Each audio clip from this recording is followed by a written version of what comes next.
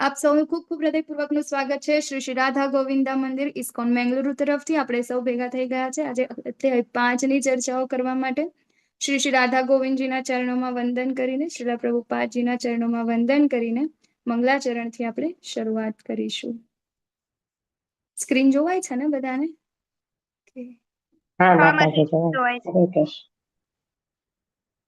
श्री श्री राधा गोविंद की जय, श्रीला प्रभुपाद की जय। ओम अज्ञानतिमिरान्धस्य ज्ञानाञ्जनशलाकया चक्षुरुन्मिलितं येन तस्मै श्रीगुरुवे नमः। श्रीचैतन्यमनोभीष्टं स्थापितं येन भूतले स्वयं रूप कदा मह्यं ददाति स्वपदान्तिकं।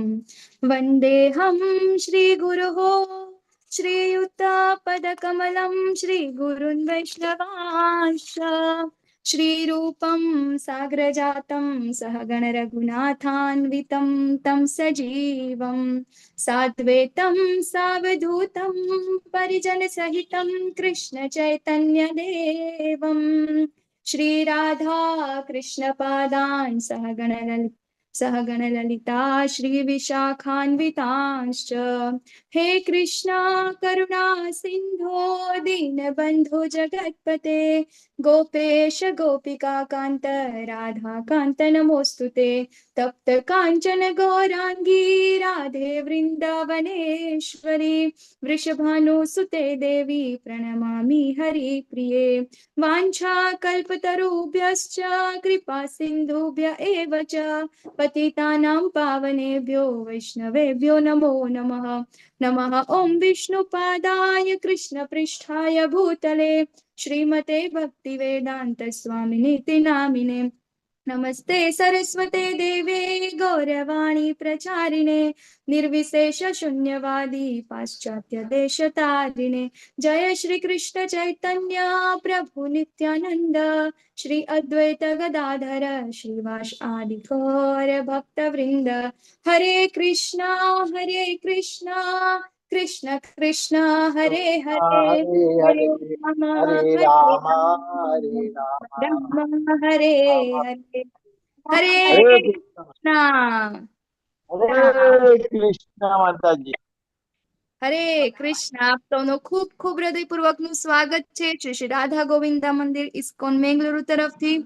માનસી માતાજી, પરેશ શાહ પ્રભુજી, મોહનસિંહ વાલસિંહ બારિયા પ્રભુજી, જાગૃતિ માલવિયા માતાજી, આરતી માતાજી, હરિસુંદર દાસ પ્રભુજી, શશિ ઉદેસી માતાજી અને જે લોકો વિડીયો ઓફ કરીને પણ જોડાયા છે તે સૌનું ખૂબ ખૂબ હૃદયપૂર્વકનું સ્વાગત છે. આજે આપણે બધા ભેગા થઈ ગયા છે અધ્યાય 5 ની ચર્ચાઓ કરવા માટે. તો અત્યાર સુધી આપણે અધ્યાય 1 થી 4 જોઈ ગયા, બરાબર. એના અંદર અધ્યાય પહેલો હતો કે જેના અંદર 3 વ્યક્તિઓની મનસ્થિતિ હતી અને અર્જુનજીના 5 યુદ્ધ ન કરવાના કારણ હતા, જે અલ્ટિમેટલી કોના કારણો છે? આપણા, બરાબર. આપણને જીવનમાં આ બધી મુશ્કેલીઓ પડે છે. અને અધ્યાય 2 ના અંદર ભગવાન શ્રી કૃષ્ણએ એ 5 જે ક્વેશ્ચન હતા એના આન્સર આપ્યા. હવે એ આન્સર આપ્યા ત્યારે અર્જુનજીને થોડો ડાઉટ થયો કે મારે હવે ક્યાં જવું, બરાબર, કે સંન્યાસી બનવું કે પછી આગળ કર્મ કરવું, યુદ્ધ કરવું કે પછી સંન્યાસી બની જવું, બરાબર, તપસ્યા કરવા માટે જતું રહેવું. તો અહીં આગળ પછી ભગવાન ગઈકાલે આપણે જોઈ ગયા અધ્યાય 4, બરાબર. કર્મયોગ પણ આપણને આપ્યો અને ગઈકાલે આપણે જોયું કયો હતો? ચાલો, ગઈકાલના અધ્યાયનું નામ શું હતું? કર્મ સંન્યાસ યોગ. નહીં, બોલો બોલો, ચાલો નવીન પ્રભુજી બોલો. વિડિયો ઓફ છે નો, પણ દિવ્ય જ્ઞાન. હા, દિવ્ય જ્ઞાન, બરાબર. ગઈકાલે આપણે જોયું. યસ, નવીન પ્રભુજી મેસેજ કરે છે ચેટ બોક્સમાં. હરે કૃષ્ણ પ્રભુજી. તો ગઈકાલે આપણે જોયું દિવ્ય જ્ઞાન, બરાબર. એ દિવ્ય જ્ઞાનના અંદર ભગવાને ઓકે કઈ વાંધો નહીં, ચાલો ચેટ બોક્સના આન્સર આપું છું હું. ઓકે, તો ગઈકાલે આપણે જોયું દિવ્ય જ્ઞાન, બરાબર, કે ભગવાન વિશેનું જ્ઞાન. એના અંદર આપણે ભગવાને આપણને કીધું કે કઈ રીતે આપણે અકર્મ કરીને આગળ ભક્તિ યોગ તરફ આપણે આગળ વધી શકીએ છીએ, મતલબ કે આપણને ભક્તિ મળી શકે છે. ગઈકાલે આપણે જોયા અલગ અલગ પદ્ધતિ છે ભગવાનની ભક્તિ કરવા માટેના, અલગ અલગ જે પગથિયા છે, બરાબર. એના અંદર શ્રવણમ, કીર્તનમ ને એ બધું આપણે જોયું, બરાબર. તો હવે આપણને એવું થાય કે ફરીથી એવા ક્વેશ્ચન ના થાય કે જો પહેલા ભગવાને કીધું કે કર્મયોગ, પછી કીધું કે આપણો શું કહેવાય જ્ઞાન યોગ, બરાબર. તો હવે આપણને આપણા જેવા મનુષ્યો એ લોકો તો શું વિચારે કે મારે તો આ ભૌતિક સંસારમાં રહેવું પણ છે અને સાથે ભગવાનની ભક્તિ પણ કરવી છે, તો એના માટે નો વચોટિયો રસ્તો શું છે, બરાબર. તો અર્જુનજી પણ એ જ પૂછે છે કે હવે તમે એક બાજુ મને કહો છો કે કર્મ પણ કરવાનો છે અને બીજી બાજુ કહો છો કે ભક્તિ પણ કરવાની છે, તો હવે બંને એક સાથે કેવી રીતે થઈ શકે? તો આપણે જોયો તો અધ્યાય 3 જે કર્મયોગ ભગવાન માટે આપણે જોયું હતું કે કર્મયોગનો મતલબ જ એવું થાય કે એ કર્મ કે જેને આપણે ભગવાનની સાથે જોડી શકીએ, બરાબર. તો અત્યારે જે આ કર્મ કૃષ્ણ ભાવના યુક્ત કર્મ અધ્યાય 5 એ શું છે? અધ્યાય 3 જે છે ને એનું પ્રો વર્ઝન છે, બરાબર. એનું લેટેસ્ટ વર્ઝન એટલે આપણે કહીએ કૃષ્ણ ભાવના યુક્ત કર્મ, કે આપણે ભગવાનને વચ્ચે રાખીને, સેન્ટરમાં રાખીને આપણે ભગવાનનું કાર્ય કે આપણા જે કર્મ છે આપણે કેવી રીતે કરવાના છે કે જેને આપણે અકર્મમાં ફેરવી શકીએ. ગઈકાલનો પણ એક પ્રશ્ન હતો ને કે અકર્મ અને નિષ્કામ કર્મ કેવી રીતે? તો નિષ્કામ કર્મ એવું કે ચાલો મારે આ કરવું જોઈએ એટલા માટે હું કરું છું, મને એના પાછળ કશું લેવા દેવા નથી, પરંતુ એની અંદર ભગવાન નથી, બરાબર. જ્યારે અકર્મ ત્યારે થાય છે કે જ્યારે ભગવાન આ બધા જ કર્મની અંદર આવે છે, બરાબર. તો આજે આપણે પ્રેક્ટિકલ વસ્તુ પણ જોઈશું. જો કે આપણે 2 દિવસથી એ વસ્તુ કરતા જઈએ છીએ, માળા કરીએ છીએ, એ શું છે? અકર્મ છે, બરાબર. ભગવાનના પ્રીત્યર્થ માટે આપણે કરીએ છીએ, ભગવાનની પ્રસન્નતા માટે કરીએ છીએ. તો એવા બધા કાર્યો કે જે ભગવાનની પ્રસન્નતા માટે કરવામાં આવે એ બધા કાર્યો કહેવાશે કૃષ્ણ ભાવના યુક્ત કર્મ. તો હવે આપણે જે જીવન જરૂરી આપણે જેટલા પણ કર્મ કરીએ છીએ એ બધા જ આપણે શેના માટે કરવાના છે? ભગવાનની પ્રસન્નતા માટે. સવારથી ઉઠીને રાત્રે ઊંઘવા સુધીના આપણે જેટલા પણ કાર્યો કરીએ છીએ એ બધા જ કાર્ય આપણે કોના માટે કરવાના છે? ભગવાનની પ્રસન્નતા માટે. તો કેવી રીતે આપણે ભગવાનની પ્રસન્નતા માટે કાર્ય કરી શકીશું એ આપણે આજે આગળ જોઈએ. તો આજના અધ્યાયનું નામ છે કૃષ્ણ ભાવના યુક્ત કર્મ, બરાબર. ચાલો, તો અધ્યાય 5 ને આપણે ટોટલ 4 વિભાગમાં કર્યો છે. સંન્યાસ કે કર્મયોગ અર્જુનજીના પ્રશ્ન છે, બરાબર. પછી ભગવાન કહે છે કે કર્મયોગ એ સંન્યાસ કરતા સરળ છે, એ પણ આપણે જોઈશું. પછી નિષ્કામ કર્મ બંધનમાંથી મુક્ત કરે છે અને છેલ્લે સર્વોચ્ચ પર ધ્યાન કેન્દ્રિત કરીને મુક્તિ. તો હવે અહીંયા ગાડી અર્જુનજીની મૂંઝવણ છે ફરીથી, બરાબર, કે તમે મને બધું જ કીધું, કર્મયોગ પણ અને ધ્યાન યોગ પણ, બરાબર, પરંતુ હવે આ બંને મારે કરવા કેવી રીતે, બરાબર. તો હે કૃષ્ણ, અર્જુનજી પૂછે છે કે હે કૃષ્ણ, આપે મને પહેલા કર્મનો ત્યાગ કરવા કહ્યું અને પછી ભક્તિપૂર્વક કર્મ કરવાનો આદેશ આપો છો. હવે આપ કૃપા કરીને નિશ્ચિત રૂપે મને કહેશો કે આ બંનેમાંથી કયું વધારે કલ્યાણકારી છે, બરાબર. ભગવાને શું કીધું કે તારે કયો કર્મ કરવાનો છે? ભક્તિપૂર્વક કર્મ, જે આપણે કર્મયોગના અંદર જોયું, બરાબર. તો હવે બંનેમાં કલ્યાણકારી કયું છે એવું અર્જુનજીને પ્રશ્ન થાય છે, બરાબર, કે એમાંથી શ્રેષ્ઠ કયું, બેસ્ટ કયું, મારે શું કરવું જોઈએ?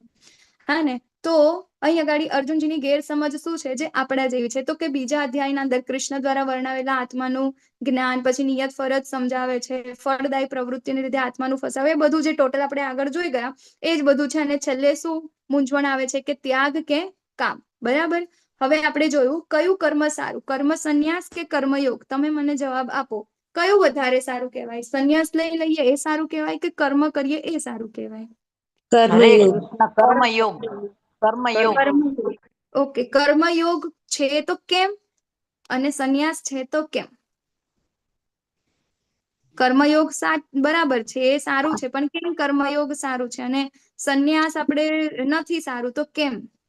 હરે કૃષ્ણ. હરે કૃષ્ણ. માતાજી, એવું હોય છે કે સંસારમાં રહીને ભગવાનનું નામ સ્મરણ કરીએ તો ભગવાનને એ ભક્ત વધારે પ્રિય હોય છે જે અધર કર્મ સંન્યાસ કરતા. ઓકે, હરે હરી બોલ. કૃષ્ણ. હરે કૃષ્ણ માતાજી. હા, ભગવાનને સેન્ટરમાં રાખીને થતું કર્મ તે કર્મયોગ કહેવાય.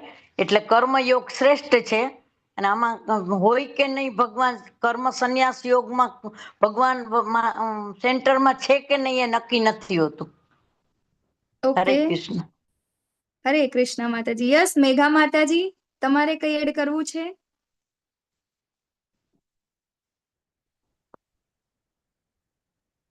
હરે કૃષ્ણ માતાજી. માતાજી મ્યુટ છો તમે. હા, અચ્છા, ઓકે. હરે કૃષ્ણ. હરે કૃષ્ણ. સંન્યાસ માટે ઘરમાં રહીને આપણે ભક્તિ કરી શકીએ છીએ અને સંસાર છોડીને આપણે જઈ શકતા નથી બહાર. ઓકે, હા, એટલે આપણે સંન્યાસ નથી લઈ શકતા. હા કર્મ, હા હા યસ. હા, એટલે દેવયાની કર્મયોગ. માતાજી બોલો. હરે કૃષ્ણ. હરે કૃષ્ણ માતાજી. હા માતાજી બંને બોલો. બંને સારા જ કહેવાય. સંન્યાસી પણ પ્રભુનું નામ લે છે, જો નિરંતર ભગવાનનું નામ લે છે તો સંન્યાસ યોગ પણ છે. પણ એ તપશ્ચર્યા કરવી એટલે સંસાર છોડીને બધું જ છોડીને માત્ર પ્રભુ ભજન કરવું પડે. ક્યારેક સંન્યાસીઓ વચ્ચે એક એક્ઝામ્પલ આપ્યું હતું કે એના હાથમાં સિગરેટ હતી અને જે ભગવાનના નામે વ્યસનો પણ કરે છે, તો એવા સંન્યાસીને તમે સંન્યાસી ના કહી શકો. સંન્યાસીના ખાલી ભગવા ચોલા પહેરી અને તમે એમ કહો કે અમે સંન્યાસી છીએ અને સંન્યાસીના નામ ઉપર તમે બીજા બધા કૃત્યો કરો છો, so that is not proper. તો આપણે જે કર્મયોગની વાત કરી, તો આપણે સંસારમાં રહીએ છીએ, પણ જેમ આપણે વાત કરી કે બધું કાર્ય છે એ અલ્ટિમેટલી ભગવાન જ કરે છે. આપણી અંદર પણ અંતરાત્મામાં પણ પરમાત્મા બેઠેલા છે, જે આપણે સતત નિરીક્ષણ કરતા રહેતા હોય છે. તો આપણે ભગવાનનું ધ્યાન ધરતા ધરતા બધા જ કામ કરીએ છીએ, તો એ કર્મયોગ સાથે ભગવાનનું ધ્યાન જ્યારે એમાં એટેચ થાય છે, તો એ બધા કર્મ આપણે ભગવાનને સમર્પિત કરીને કરીએ છીએ. સો ભગવાન એવું જ કહે છે કે તમે સંન્યાસ, આપણો જન્મ થયો છે અત્યારે માનવમાં, તો માનવનો જન્મ કેવી રીતે થયો છે? માનવ અવતાર શું કરવા છે? તો કર્મ તો કરવા જ પડે. જો આપણે માનવ અવતાર ઓકે, લીધો હરી બોલ. તો એ કર્મ કરતા કરતા પણ આપણે ભગવાનને નામ લઈને કરવાનું છે. એટલે કે ભગવાને આપને જમવા આપ્યું છે, આપણે બધી ઇન્દ્રિયો તો આપેલી જ છે, તો ઇન્દ્રિયો ન હોત તો આપણે શું કરી શકીએ? કઈ ન કરી શકીએ. તો એના માટે ભગવાનનો આભાર માનવો રહ્યો. તો બધી ઇન્દ્રિયોનો કાર્ય છે એ ભગવાનમાં સમર્પિત કરીને બધી ઇન્દ્રિયોને આપણે કાર્યરત રાખવી જોઈએ. સો આઈ થિંક એ પ્રોપર છે કર્મયોગ. હરે કૃષ્ણ. થેન્ક યુ માતાજી. હરે કૃષ્ણ. હરે સાચી વાત છે. કૃષ્ણ. મારી પ્રભુજી લખે છે કે સંન્યાસ લઈ શકાય નહીં, એટલે કર્મ કરવું પડે. વધારે સારું છે આ યુગમાં. હા, આ યુગ માટે કર્મ કરવું વધારે સારું છે. ઓકે. પછી શશી માતાજી લખે છે સ્વધર્મ નિભાવતા કરેલું સેન્ટરમાં કૃષ્ણ હોય તો કર્મયોગ. હા, તમારા બધાના આન્સર સાચા છે. બરાબર, કયું સારું છે, કર્મ સંન્યાસ કે કર્મયોગ? અત્યાર સુધી આપણે જોઈ ગયા, બરાબર ને? તો આજ ધરતી ઉપર રહીને, આ જ જન્મના અંદર રહીને આપણે જયારે ભગવાનના માટે, ભગવાનને સેન્ટરમાં રાખીને જે કાર્ય કરીએ છીએ, એ જ શું છે, સારું છે. કેમ? કારણ કે આપણું મન, બરાબર, એ અત્યારે કીધું એવી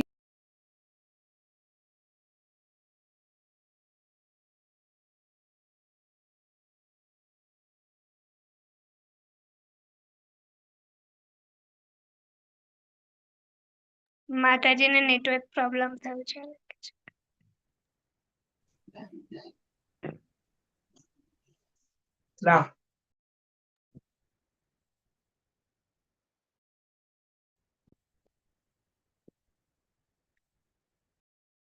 સો ત્યાં સુધી ભજન કરીએ, કીર્તન. હા માતાજી, લો ને વાંધો. હરે કૃષ્ણ હરે હરે કૃષ્ણ. કૃષ્ણ અવાજ આવે છે મારો? હરે કૃષ્ણ. હા, આવે છે માતાજી. Sorry for interruption. ઓકે. હા, માનસી માતાજી, પોસ્ટ આપજો ને માતાજી. અચ્છા, તો કયું સારું છે? બરાબર, તો કર્મ સંન્યાસ કે કર્મયોગ? તો કર્મયોગ ઓબ્વિયસલી સારું છે, કારણ કે આપણે સંન્યાસ લઈ શકતા નથી. બરાબર, આગળ જ ભગવાને આપણને કીધું છે. તો અહીંયા આગળ બે વ્યક્તિઓ આપણને જોવાય છે. એક છે સાધુ, બરાબર, કે જે હિમાલયમાં જઈને શું કરે છે, ત્યાં આગળ સાધના કરે છે. અને એક બીજા છે કે અહીંયા આગળ જ રહીને ભગવાનના ઉદ્દેશ્યો છે જે ભગવાનના ઉપદેશ છે એમને બધાની સાથે ભગવાનના નામનો પ્રચાર કરે છે. બરાબર. તો હવે આપણે ગયા અધ્યાયોમાં જોયું એવી રીતે કે મનુષ્યને બધાને પોતાના પ્રકૃતિના ગુણો તરફથી જે મળેલું હોય એ જ પ્રકારનો એમનો સ્વભાવ હોય તો એ ગુણોને આપણે છોડી શકતા નથી. તો ગુણ પ્રમાણે આપણે કર્મ કરવા પડશે, પરંતુ એ કર્મના અંદર આપણે જયારે ભગવાનને સેન્ટરમાં રાખીશું તો એ ઉત્તમ છે. જોઈએ આપણે આગળ કેવી રીતે. તો અહીંયા આગળ ભગવાન જવાબ આપે છે કે મુક્તિ માટે તો કર્મનો ત્યાગ અને ભક્તિયુક્ત કર્મ એ બંને ઉત્તમ છે, પરંતુ આ બંને પૈકી કર્મના ત્યાગ એ પરિત્યાગ કરતા ભક્તિયુક્ત કર્મ એ શ્રેષ્ઠ છે. આપણને અત્યારે થઈ ગયું બરાબર, ભગવદ્ ગીતાના ક્લાસ જોઈન કરીને કે ભાગવતમનું કંઈક સાંભળીને શ્રવણમ કરીને થોડાક દિવસ ભગવાન વિશે સાંભળીને તો એવું થઈ ગયું કે ના ના ના ના ભક્તિ જ છે ભાઈ, આ જીવનમાં બીજું કંઈ કરવા જેવું છે જ નથી. બરાબર. આટલું બધા મારી આજુબાજુ આ બધા મતલબ થોડુંક એવું વૈરાગ્ય આવી જાય કે હવે તો બસ ખાલી સંન્યાસ લઈ લેવું છે, પણ એ થોડાક સમય માટેનું હોય છે. જ્યાં સુધી આપણા અંદર એવો શું કહેવાય ડર જ્યાં સુધી હોય ને બરાબર, ત્યાં સુધી આપણે ક્યારેય સંન્યાસ લઈ શકતા નથી. સંપૂર્ણ શરણાગતિ આપણને ભગવાન કૃષ્ણ ઉપર હોવી જોઈએ. અભયમ નામનો ગુણ જે છે આપણે ડેવલપ કરવો જોઈએ સંન્યાસ માટે. બરાબર ને, ત્યાં સુધી આપણે એ કરી શકતા નથી. તો એના કરતા સારું શું છે, તો આપણી ઇન્દ્રિયોને આપણે કંટ્રોલ નથી કરી શકતા. બરાબર. તો એના કરતા બેટર છે કે આપણે આપણી ઇન્દ્રિયોને ભગવાનના કામમાં યુઝ કરવી, ભગવાનની પ્રસન્નતા માટે આપણે એ કાર્ય કરવા. તો એ કેવું છે, ભક્તિયુક્ત કર્મ એ શ્રેષ્ઠ છે.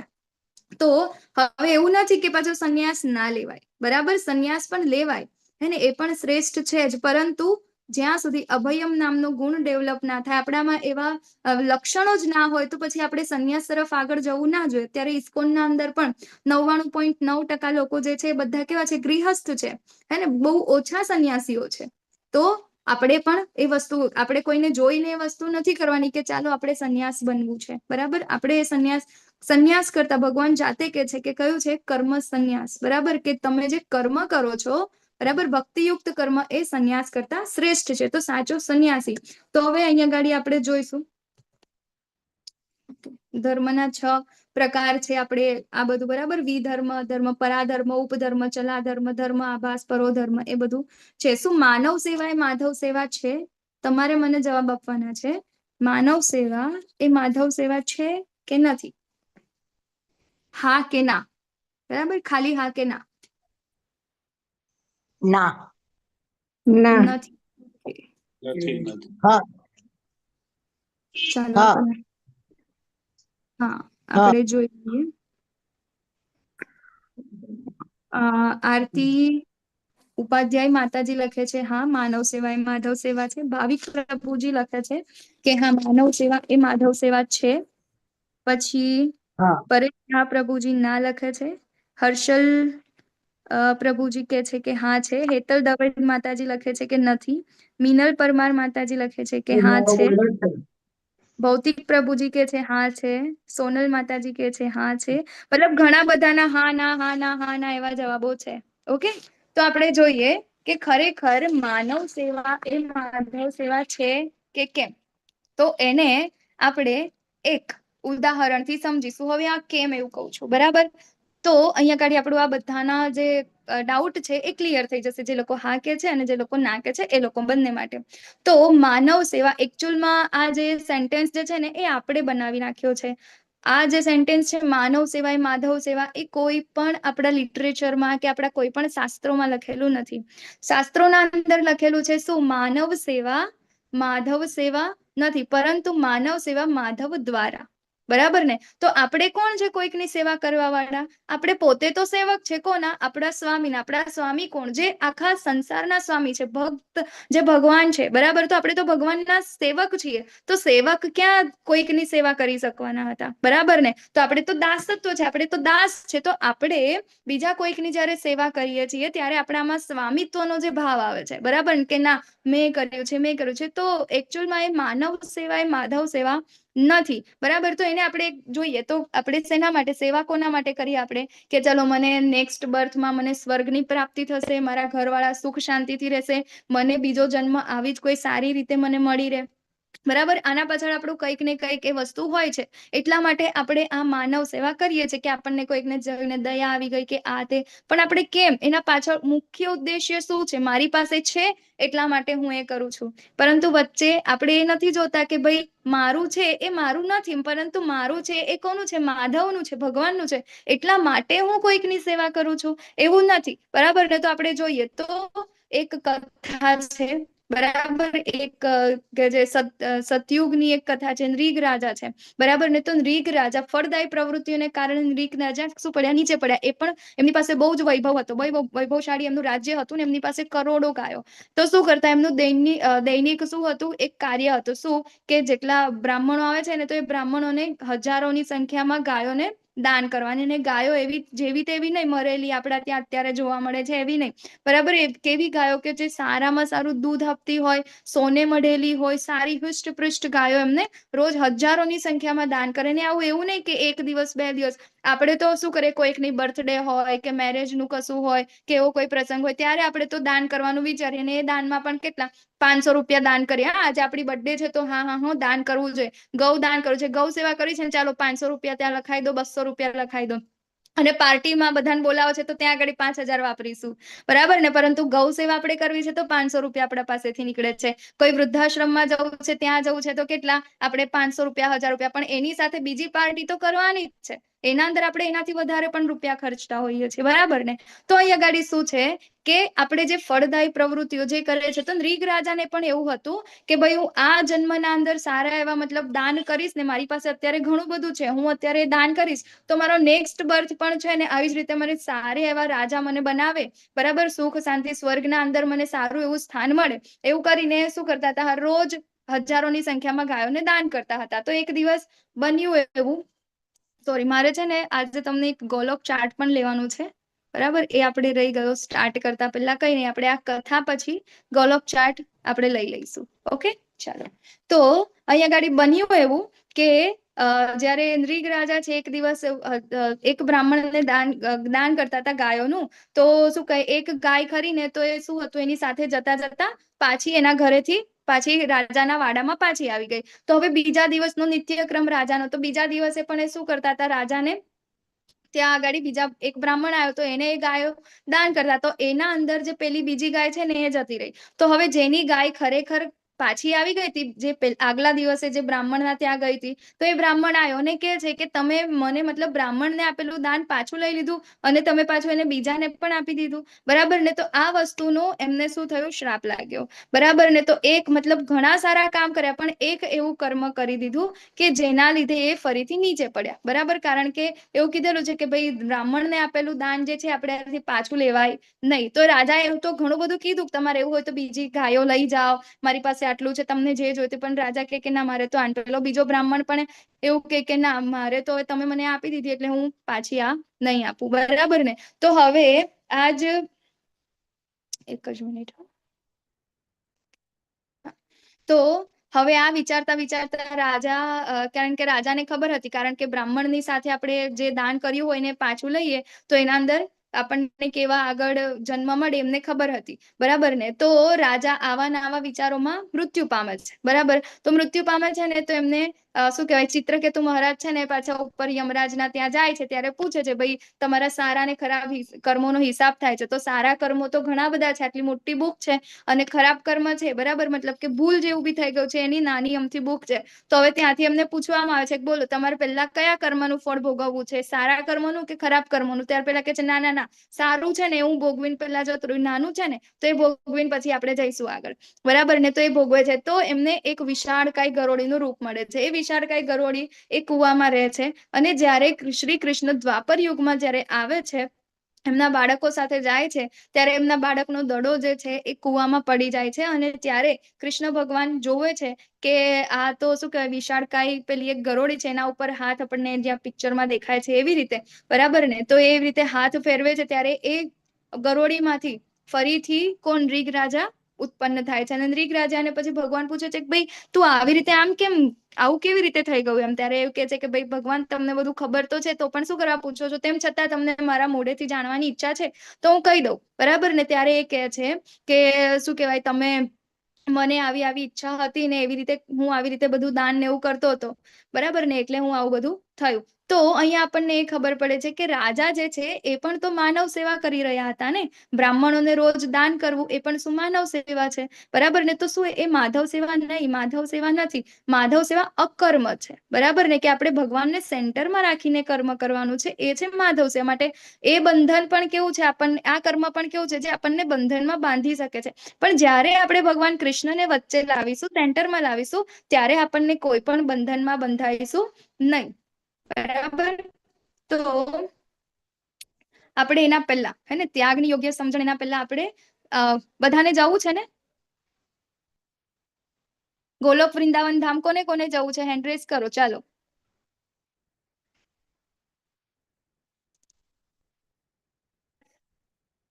જેટલા લોકોનો હેન્ડ રેઝ થશે એ લોકોને જ લઈ જવામાં આવશે. હા, બીજા બધાને અહીંયા જ મૂકી દેવામાં આવશે.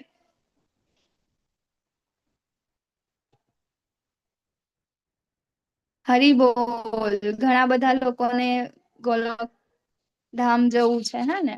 ચાલો, તો આજે બધાને લઈ જ જઈએ, આપણે તમારી ઈચ્છા પૂર્ણ કરીએ. હા, પણ એવું નહીં આજે ને આજે, હા ને, થોડાક આપણે એવા અકર્મ કરીશું તો આપણે ચોક્કસથી ગોલોક વૃંદાવન ધામ પહોંચીશું. ચાલો, તો અહીં અગાડી તમને જોવાય છે બધાને? હા ઓકે, માતાજી. હરી બોલ.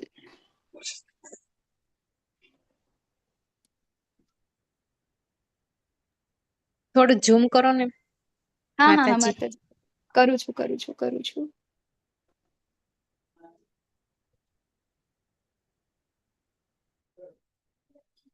એક જ મિનિટ.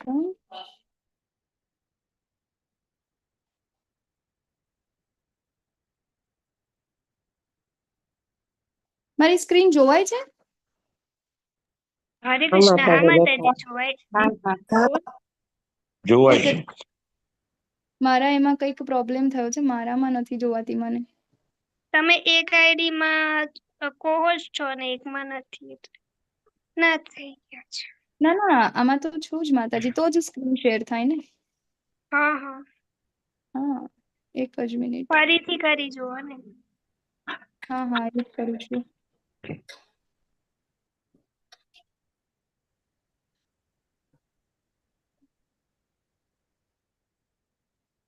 હરે કૃષ્ણ કૃષ્ણ કૃષ્ણ હરે હરે, હરે રામ રામ રામ હરે હરે, હરે કૃષ્ણ કૃષ્ણ કૃષ્ણ હરે હરે, હરે રામ રામ રામ હરે હરે.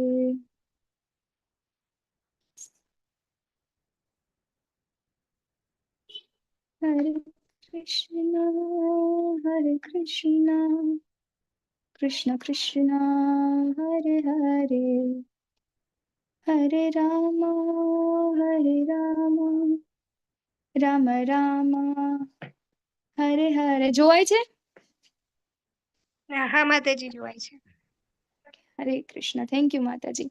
તો અહીંયા ગાડી આજે એક પિંક કલરનું નાનું તો તમે જોઈ જ લીધું, બરાબર, આખું. તો આ પિંક કલરનું જે છે એક કમળ, એ છે આપણું ગોલોક વૃંદાવન ધામ, બરાબર. હવે એની નીચે આપણું છે બ્લુ કલરનું કમળ, જોવાય છે હે ને? એ છે આપણું વૈકુંઠ લોક, બરાબર ને, વૈકુંઠ ધામ. એની નીચે જે છે આપણને આ બોર્ડર જોવાય છે, એ છે બ્રહ્મ જ્યોતિ, બરાબર, આ ભગવાનની, હે ને. અને ત્યાંથી હવે આપણે નીચે જઈએ તો આપણે ક્યાં છે એ હું તમને જણાવું, બરાબર. તો આ એક ઘોડો છે, બરાબર, બ્રહ્માંડ જેને કહેવાય. અને આપણે જે છીએ, પહેલા હું આપણે ક્યાં છે એ હું તમને બતાવી દઉં, પછી આગળ ડિસ્ક્રિપ્શન લઈએ. હા, તો અહીંયા ગાડી જોવાય છે આ ભૂરલોક અર્થ એવું લખેલું છે. તમે લોકો પણ તમારા એમાં કરશો ને તો ઝૂમ થશે મે બી. હા, ઝૂમ ઝૂમ કરીને જોઈ શકાય. જોઈ શકાય છે ને? ઓકે, માતાજી, જોઈએ. કમ્પ્લીટ દેખાય છે. ઓકે, હરી બોલ. ચાલો, તો અહીંયા ગાડી આપણને ભૂરલોક, બરાબર. તો આપણે અત્યારે અહીંયા છે. હવે આ અહીંયા આપણે કેવી રીતે આયા એ આપણે જરાક જાણીએ કે ગોલોક વૃંદાવન ધામ શું છે, ભગવાન ક્યાં છે અને આપણે અહીંયા કેવી રીતે છે, બરાબર. ચાલો તો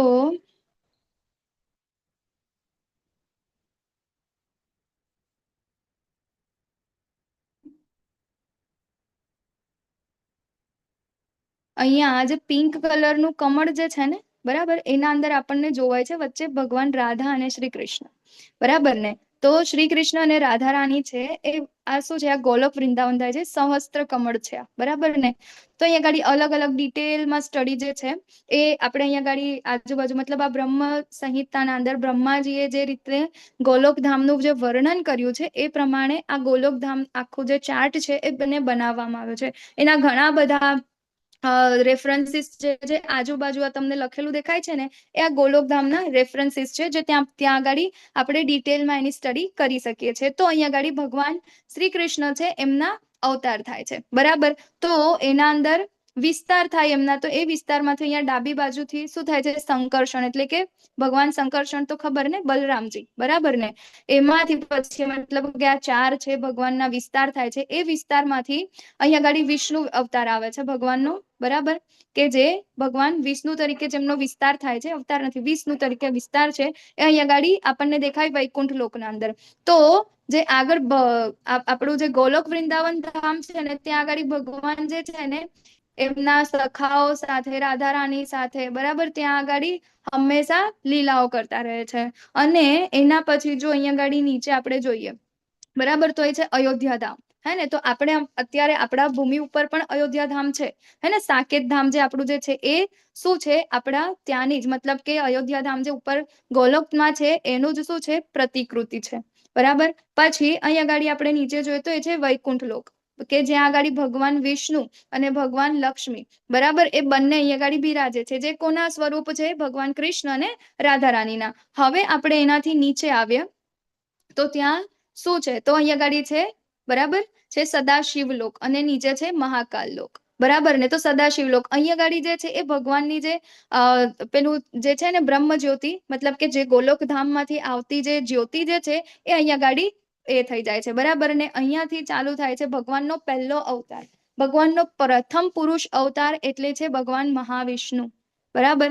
જે મહાવિષ્ણુ જે છે, સોરી, કારણો દક્ષાય વિષ્ણુ, કે જે મહાવિષ્ણુ એ શું કરે છે કે એ શ્વાસ લે છે અને શ્વાસ અંદર લે છે. તો જેવા એ શ્વાસ લે છે એટલે અનંત બ્રહ્માંડ, જે આપણને આ સોનેરી કલરના ગોળાઓ દેખાય છે, બરાબર, એક મોતી જેવું આપણને લાગે છે, એ ગોળો એટલે કે આ એક બ્રહ્માંડ છે. એવા અનંત બ્રહ્માંડ એમાંથી બહાર આવે છે, ભગવાન જે શ્વાસ છોડે છે બહાર એના અંદરથી. તો હવે આપણને વિચાર આવે કે ભગવાન એવા તો કેટલા શ્વાસ લેતા હશે, કેટલી વારમાં શ્વાસ લે, બરાબર.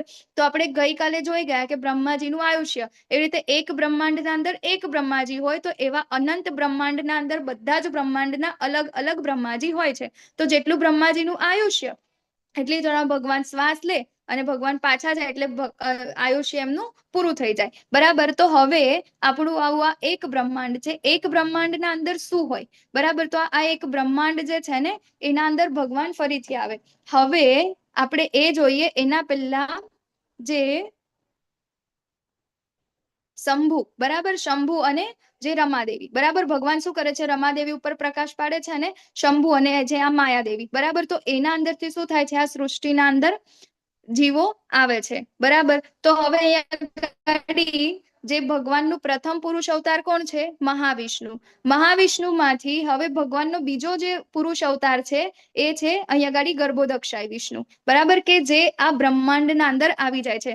હવે આપણને વિચાર આવે કે હવે આપણે અહીંયા આગળ આયા કેવી રીતે, બરાબર. તો આપણે તો ગોલોકધામ, આપણું નિત્ય ધામ તો ગોલોકધામ છે, એ આપણું ઓરિજિનલ ઘર છે, પરંતુ આપણે ભગવાન સાથે યુદ્ધ કર્યું એટલે કે આપણને ભગવાનથી જેલસી થઈ કે મારે ભગવાન બનવાની ઈચ્છા, બરાબર ને. તો ઈચ્છા એટલે ભગવાન તો આપણા કેટલા પરમ કૃપાળુ આપણા પિતા છે, એટલે એમને કે ચાલ મારા બાળકની ઈચ્છા છે ચાલો પૂરી કરવી, પરંતુ આપણે એમના જેવા બની શકતા નથી, એટલે આપણે ક્યાં આવી ચડીએ છીએ, નીચે, બરાબર, આ બ્રહ્માંડના અંદર આપણે આવીએ છીએ તો પણ ભગવાન એટલા કૃપાળુ છે કે છેક ત્યાંથી પણ એ હંમેશા આપણી સાથે આવે છે. સાથે ને સાથે જુઓ તો ખરા, મહાવિષ્ણુનું સ્વરૂપ લે છે. એના પછી અહીંયા ગાડી બ્રહ્માંડના અંદર જે આ અંડ છે, બરાબર, અંડ એટલે કે અંધકાર, એક ઈંડું હોય એના અંદર અંધકાર હોય, જો હોય ને આ કાળું, અને એટલા માટે જ અહીંયા ગાડી આપણે આગળ જોઈશું એમ ભગવાનનું જે ધામ છે ને સ્વયં પ્રકાશિત છે. જ્યારે આ અંડના અંદર અંધકાર છે એટલા માટે આપણને સૂર્યની જરૂર પડે, બરાબર ને. તો અહીંયા ગાડી ત્યાં પણ ભગવાન આપણી સાથે આવી જાય છે.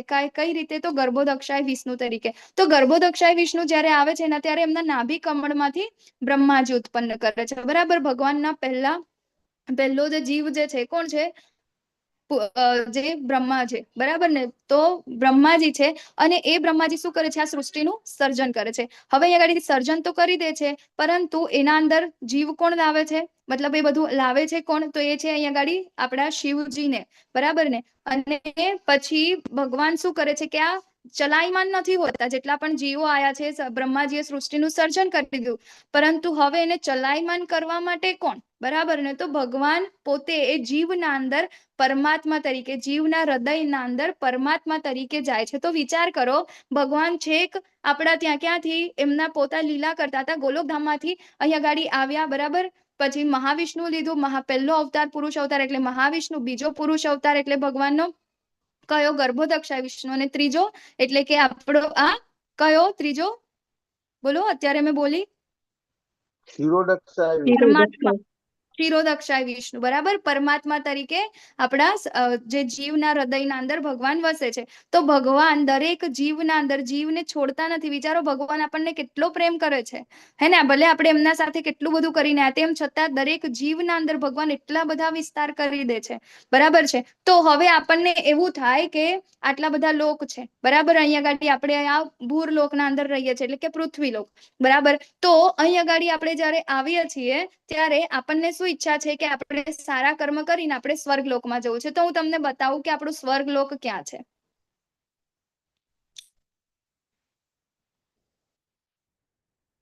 જુઓ, અહીંયા ગાડી આ ભૂરલોક છે. બ્રહ્માજીનું લોક એટલે કયું? સત્યલોક. એના પછી છે તપોલોક, એના પછી છે જનલોક, એના પછી છે મહરલોક, એના પછી છે સ્વરલોક, બરાબર. સ્વરલોક એટલે આપણું આ સ્વર્ગલોક, જેની આપણે ઈચ્છા કરીએ છીએ. હવે એમ કહો મને કે સ્વર્ગલોકના અંદર આપણને જવાની ઈચ્છા હોય, બરાબર. તો સ્વર્ગલોકના અંદર જવાની, તો એ તો ઓલરેડી આ અંડના અંદર જ છે, બ્રહ્માંડના અંદર જ છે. એ તો આ જે શું કહેવાય અંધકારની બહાર તો નીકળતું જ નથી, બરાબર. તો આપણો અલ્ટિમેટ ગોલ શું હોવો જોઈએ? ભગવાનનું ભગવત ધામ, બરાબર ને. કે જ્યાં ભગવાન ખરેખર વાસ કરે છે, એ છે આપણું ગોલોક વૃંદાવન ધામ. આપણે ત્યાં જવાનું છે. એટલા માટે આપણે આગળના ચેપ્ટર્સમાં પણ જોઈશું કે આપણે કયા પ્રકારના કર્મ કરીશું તો આપણે ઉપર જઈશું, નહીં તો આપણે જો પુણ્ય કર્મ કરીશું, બરાબર. અત્યારે જે નૃગ રાજાની આપણે કથા જોઈએ એના અંદર સારા પુણ્ય કર્મ આપણે કરીશું. આપણે જે માનવ સેવા કરીએ છીએ એ જ માધવ સેવા જયારે આપણે માનીશું તો આપણો જન્મ ક્યાં થશે? અહીંયા.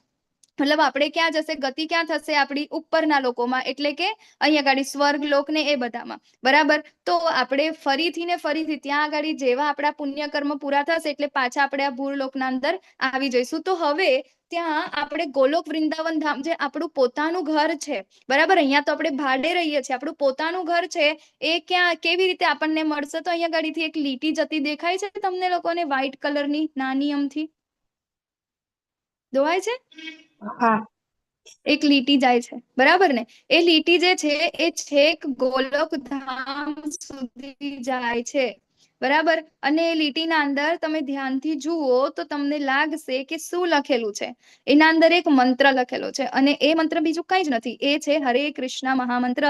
જોયું અહીંયા ગાડી છે ગોલોક ધામમાં આવીને એન્ડ થાય છે, છેક અહીંયા ઉપર, બરાબર. હરે કૃષ્ણ કૃષ્ણ કૃષ્ણ હરે હરે, હરે રામ રામ રામ હરે હરે, અહીંયા, બરાબર. તો આ જે મંત્ર છે એની એ દોરી છે, એ દોરી પકડીને જ આપણે ગોલોક ધામમાં જઈ શકીશું.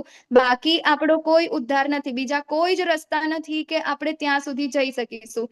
એના સિવાયના આપણને લાગે છે કે આ બધા જે રસ્તા છે સારા કર્મ કરવાને બધા, તો એ બધું જ આપણું અહીંયા જ રહેવાનું છે. વધારેમાં વધારે આપણે સત્યલોક સુધી જઈશું, એનાથી વધારે આપણે ક્યાંય જઈ શકવાના નથી. તો સત્યલોકમાં પણ આપણે જઈએ, બરાબર. દેવતાઓની ને એ બધી પોસ્ટ પણ આપણને મળી જાય, તો પણ આપણે શું કરીએ છીએ? પાછા અહીંયા ગાડી તો આવવાનું જ રહ્યું, આ અંધકારમાં જ આપણને રહીશું, બરાબર. તો આ છે આપણું ગોલોક ચાર્ટ, બરાબર, ગોલોક ધામ. તો હવે હું થોડુંક મિનિમાઇઝ કરું તો જો તમને જોવાય, બરાબર. આના બધા રેફરન્સ આપેલા છે. તો કોઈકને એવું લાગતું હોય કે આ શું બધું, આ તો ખોટું છે, હે ને, આવું કશું કઈ હોતું હોય, આ તો ઇસ્કોન વાળા બધું જાતે શોધીને લઈ આવ્યા છે, બરાબર. પરંતુ એવું નથી, ઇસ્કોન વાળા જાતે શોધીને નથી લાયા. અહીંયા ગાડી આપણને રેફરન્સ મળે છે બ્રહ્મ સંહિતાના અંદર, ચૈતન્ય ચરિતામૃતના અંદર, ભાગવતમના અંદર, જેટલા પણ અહીંયા ગાડી આ દેખાય છે ને બધા જે લખેલા છે નામ, એ બધા જ રેફરન્સીસ છે. તમે ત્યાં આગળ જાઓ તો તમને આ બધી જ વસ્તુ જોવા મળે, બરાબર. તો એ પ્રમાણે આ ગોલોક ચાર્ટ જે છે એનું ડિઝાઇન કરવામાં આવ્યું છે, બરાબર. તો હવે આપણને જોવાય કે આ એક આ બ્રહ્માંડ છે, આપણી સ્થિતિ તો અહીંયા છે. એવા તો અનંત ઘણા બધા અસંખ્ય બ્રહ્માંડો છે. અહીંયા બાજુમાં દેખાય છે આ ગોળો છે ને, એનું આપણે ખબર સેક્શન કરીએ, ડિસેક્શન, ઘણા બધા મેડિકલ સ્ટુડન્ટ હશે તો ખબર હશે કે ડિસેક્શન કરીએ ને તો આપણને જોવાય એના અંદર શું છે. તો આ એક આ બ્રહ્માંડ છે ને, એનું ડિસેક્શન કરીને આપણને બતાવ્યું છે કે આપણી અહીંયા આગળ પરિસ્થિતિ ક્યાં છે ને આપણે ક્યાં છીએ. તો એવી જ રીતે આવા અનંત બ્રહ્માંડ છે જે ગોળાકારમાં છે અને આપણે ત્યાં આગળ વાસ કરીએ છીએ. તો આપણો જે ગોલ હોવો જોઈએ એ શું હોવો જોઈએ? તો પોતાના ઘરે જવાનો, બરાબર. પોતાનું ઘર એટલે આપણું ભગવાનનું નિજ ધામ.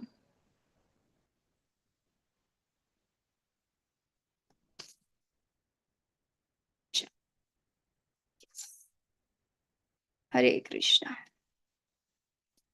મજા આવી બધાને ગોલોક ધામમાં જવાની? બહુ મજા આવી.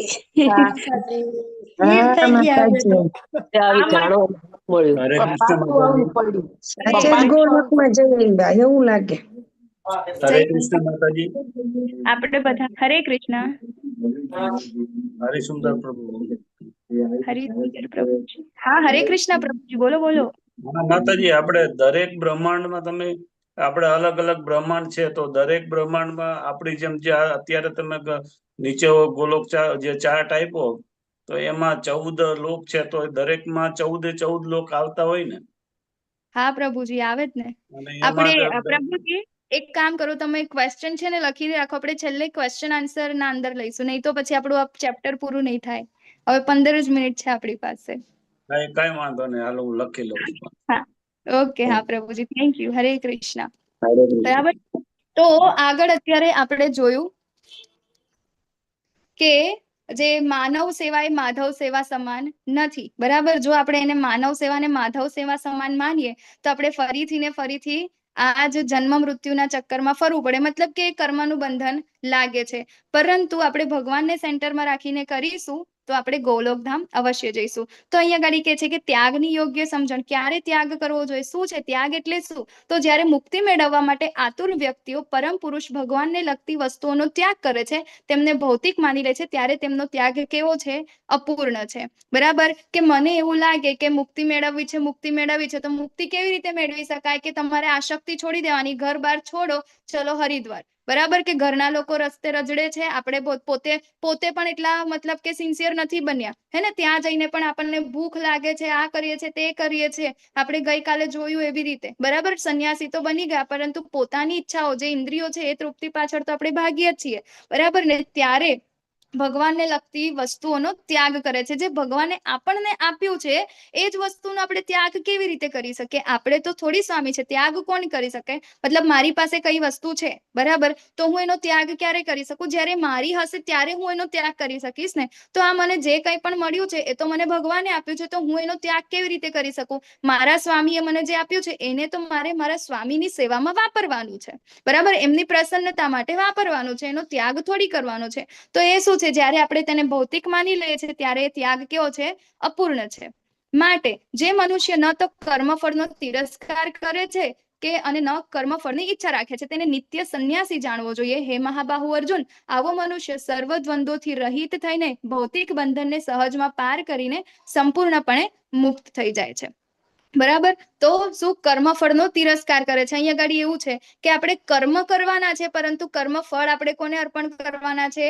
ભગવાનને. મતલબ આપણું કાર્ય છે માત્ર ને માત્ર સેવા કરવાનું. ભગવાને આપણને જે કાંઈ પણ આપ્યું છે, આપણે એ કર્મ કરવાનું છે ભગવાનની સેવા માટે. પરંતુ એવું નહીં કે મને આ મળ્યું છે, હું આ કરું છું, તો મારું આ મતલબ કે મારી ઈચ્છા આવી છે કે હું ભગવાનનું આટલું સરસ કામ કરું છું તો મારા ઘરે સુખ શાંતિ રહેશે, કે મને આવું થશે, બરાબર ને, કે હું કોઈ સ્કૂલમાં કે કોલેજમાં હોય, સ્ટુડન્ટ હોય તો એવું થશે કે હું હોશિયાર બની જઈશ, મારા પર્સન્ટેજ સારા આવશે, એવું નહીં, બરાબર. તો અહીંયા ગાડી કર્મ ફળની ઈચ્છા જે રાખે છે એ ક્યારેય ત્યાગ નથી. પરંતુ ત્યાગ કોને કહેવાય? કર્મ કરીએ છીએ પરંતુ કર્મ ફળની ઈચ્છા નથી, એ જ છે આપણો સાચો ત્યાગ. અને ત્યારે જ આપણને મુક્તિ પ્રાપ્ત થાય છે. તો હવે ભગવત ભક્તિમાં જોડાયા વિના કેવળ સમગ્ર કર્મોનો પરિત્યાગ કરવા માત્રથી કોઈ મનુષ્ય સુખી થઈ શકતો નથી. પરંતુ ભક્તિમય સેવામાં પરોવેલો વિચારશીલ મનુષ્ય પરમેશ્વરને તરત જ પ્રાપ્ત કરે છે. બરાબર ને? સંન્યાસી બની ગયા, હિમાલયમાં જતા રહ્યા, પરંતુ ત્યાં આગળ ભક્તિ પ્રવૃત્તિ આપણે કઈ જ નથી કરતા. શું કરીએ છીએ? તો ખાલી ને ખાલી યોગ કરીએ છીએ, બરાબર ને? યોગ પણ આપણે જોઈશું આગળના ચેપ્ટર્સમાં આવશે કે યોગ કોને કહેવાય, બરાબર ને? તો એ છે કેવળ કર્મોનો પરિત્યાગ છે, કે ભાઈ મારે મારા ઘર સંસારથી મારે જંજાળમાંથી છૂટવું છે, ઘરના રોજ કકરાટ થતા હતા એટલે મારે ત્યાંથી દૂર જતું રહેવું છે, આળસુ છે, કમાવું કઈ નથી, કામ આપણાથી થતું નથી, ચાલો જતા રહીએ, બરાબર. તો આ સંન્યાસ નથી, પરંતુ એક સુખી થઈ શકતો નથી. પરંતુ ભક્તિમય સેવામાં પરાવાયેલો વિચારશીલ મનુષ્ય, બરાબર, કામ કરે છે, ગૃહસ્થ છે, બધું જ છે, પરંતુ ભગવાન માટે કરે છે. તે શું છે? પરમેશ્વરને તરત જ પ્રાપ્ત કરે છે. અને ઇવન સંન્યાસી, બરાબર, આપણે જોઈએ છીએ ઇસ્કોનના અંદર ઘણા બધા સંન્યાસીઓ છે. એ સંન્યાસી શું કરે છે? એમની પાસે પણ ઘર-બાર એવું નથી, પરંતુ એ લોકો દરરોજ દિવસમાં કેટલા બધા ક્લાસ આપે છે, દિવસમાં ભગવાન વિશે કેટલું બધું શ્રવણમ કરે છે, કેટલું બધું વાંચે છે, બુક ડિસ્ટ્રીબ્યુશન કરે છે, કેટલું બધું મેનેજમેન્ટ કરે છે, કેટલા બધા લોકોને ભક્ત બનાવે છે, બરાબર ને? તો એ છે જે ભગવાનના ઉપદેશોને બીજા બધા લોકો સુધી પહોંચાડે છે, બરાબર. તો એ છે આપણા સંન્યાસી. ઓકે, તો હવે અહીંયા આગળ જે મનુષ્ય ભક્તિ ભાવે કર્મ કરે છે, જે વિશુદ્ધ આત્મા છે અને જે પોતાના મન તથા ઇન્દ્રિયોને વશમાં રાખી શકે છે, તે સૌને પ્રિય હોય છે અને બધા જીવો તેને પ્રિય હોય છે. એવો મનુષ્ય હંમેશા કાર્યરત રહેતો હોવા છતાં કદાપી લિપ્ત થતો નથી. તો અહીંયા આગળ ભક્તના લક્ષણો છે, બરાબર. તો સાચો સંન્યાસી કોણ છે? કે જે દરેક કર્મ ભગવાન માટે કરે છે, કર્મ કરે છે અને કર્મનો જે ફળ છે એ ભગવાનને અર્પણ કરે છે, એ સાચો સંન્યાસી છે. તો હવે આ સંન્યાસી બધા જ લોકોને પ્રિય છે અને બધા લોકો પણ તેને પ્રિય છે. કેમ એવું કરે છે? કારણ કે એ જુએ છે, એ વિશુદ્ધ આત્મા છે, બરાબર, કે એ માને છે કે હું ભગવાનનો સદા નિત્ય શું છે? દાસ છે. અને જેટલા પણ જીવો છે એ પણ શું છે? ભગવાનના જ અંશો છે, બરાબર. એટલા માટે એ બધાની સાથે એવી રીતે વર્તન કરે છે. એટલા માટે બીજા બધા લોકોને પણ આ જે ભક્ત છે પ્રિય હોય છે અને ભક્તને પણ બીજા બધા લોકો જે પ્રિય હોય છે, જીવો. તો આ જગતમાં રહીને વ્યક્તિ પોતાની ફરજ કેવી રીતે નિભાવી શકાય? હવે આપણને આ પ્રશ્ન થાય ને કે મારે તો સવારે ઉઠીને જોબ કરવા જવાની હોય, જમવાનું બનાવવાનું હોય, ઘરમાં બાળકોને સાચવવાના હોય, કેટલું બધું કામ હોય. તો હવે મારે આ બધું કરતા કરતા મારે કેવી રીતે ભગવાનની ભક્તિ થઈ શકે? કેવી રીતે થઈ શકે? બોલો, ચાલો. આ બધું કરતા કરતા કેવી રીતે થઈ શકે? કરી શકાય કે ના કરી શકાય? મને કહો ખાલી, પોસિબલ છે કે નથી પોસિબલ? પોસિબલ છે. પોસિબલ છે. હા, છે પોસિબલ? હા, પોસિબલ હા, છે. થઈ શકે. ભૌતિક ઇન્દ્રિયો દ્વારા કરી શકાય છે. હા, થઈ શકે. બરાબર, થઈ શકે. ત્યારે તમે લોકો કરી રહ્યા છો. 8 વાગ્યાનો જે ટાઈમ છે, જે આપણે મોસ્ટલી બધા માટે બહુ સારો એવો ટાઈમ હોય, બરાબર ને? કે ગપ્પા મારવા માટે, મગજને બગાડવા માટેનો સૌથી ગોલ્ડન પીરિયડ એટલે સાંજનો 8 વાગ્યાનો સમય, બરાબર. જમવાનું પતી ગયું હોય અથવા તો જમવાનું ચાલુ કરવાનું હોય, હે ને, પંચાયત કરવાનો સમય, આ 8 વાગ્યાનો સમય છે. પરંતુ આપણે એને શું કર્યું? આપણી તો ઈચ્છા છે ને કે આપણે જે આ ગોસિપ છે આપણે બંધ નથી કરી શકતા, આપણે આપણા મનને નિયંત્રણમાં નથી રાખી શકતા. 8 વાગે એટલે ભાઈ મારે થાક દૂર કરવો છે. કેવી રીતે થાક દૂર કરવો છે? ચાલો નાને ફોન કરી દઈએ, આની સાથે વાતો કરી દઈએ, ઓટલા પરિષદ કરી લઈએ, સિરિયલો ચાલુ કરી દઈએ, મૂવી જોઈ લઈએ, અને એ બધું આપણે કરીએ. પરંતુ હવે આ મગજને, આપણી આ ઇન્દ્રિયને આપણે કોનામાં લગાડી? ભગવાનમાં લગાડીએ. સાંજે ના, 8 વાગ્યાનો ભગવદ્ ગીતાનો ક્લાસ છે, મારે ભગવાન વિશે સાંભળવાનું છે. તો આપણે આ ઇન્દ્રિયોને શેમાં લગાડી? આપણે ભગવત ભક્તિમાં લગાડી. તો આપણે આ રીતે આપણે નિયત ફરજો બજાવી શકીએ છીએ. તો કેવી રીતે? કે આપણે જે પ્રસાદમ, બરાબર, ભગવાનનો જે આટલા દિવસથી આપણે કરીએ છીએ ને, તમારે બધાએ લખવાનું છે ચેટબોક્સમાં, આપણે છેલ્લે જોઈશું કોને આજે શું ભોગ ધરાવ્યો, બરાબર. તો અહીંયા છે કે આપણે જે કાંઈ પણ કરીએ છીએ, બરાબર, તો આપણે જે ભોગ લગાવીએ છીએ પ્રસાદ તરીકે ગ્રહણ કરીએ, બરાબર. કોઈને ડાન્સ કરવાની ઈચ્છા હોય તો કીર્તન કરે છે, ભગવાનની ખુશી માટે ડાન્સ કરે છે.